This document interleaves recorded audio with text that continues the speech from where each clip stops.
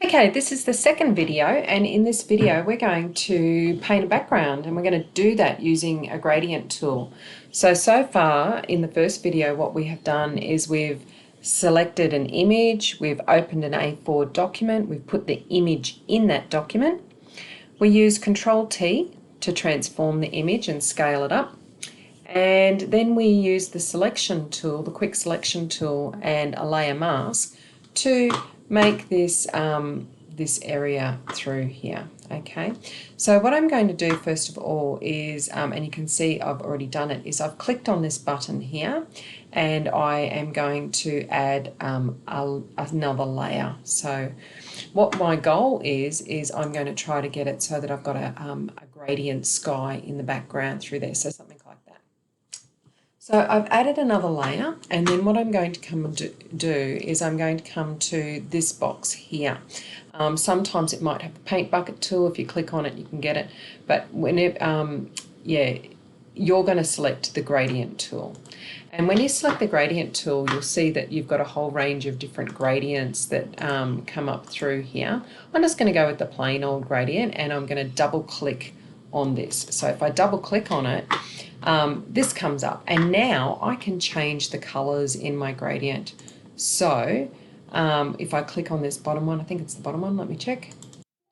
I can pick the color of that, and let's say I want to go from red, press OK, and then my second color I'm going to make a kind of like a lovely kind of sky, yeah, a nice yellow, I think. So I'll pick my colour and go OK. All right, so now I've picked my two colours here. I'm going to press OK. And what I do is, still I'm on the gradient tool, is I can simply drag from one point to the other. See how it creates a line? And it is going to create a kind of those two colours that are in there together. I've actually got this one selected at the moment, so I'm just going to select this one. So let's try up through here. There you go. Because I haven't, I've selected this gradient type, I've now got that beautiful blend. Now that's on top of my image, and I can't see my buildings underneath. So what I need to do is I need to drag this layer below my buildings, and now you can see the difference that I've got. So that is one type. Now what I can do is, if I've got my history open by creating window and history connected, then what I can do is I can come down to this little photo thing and I can take a snapshot of it. Okay, and you'll see that I've just created two snapshots. I didn't need to create two, but I've created two. So what I can do now is I could try doing this gradient again. Let's see how I can change it. Let's go sideways this time. Look at how it changes at different ones. Okay, I can go vertical. Oops.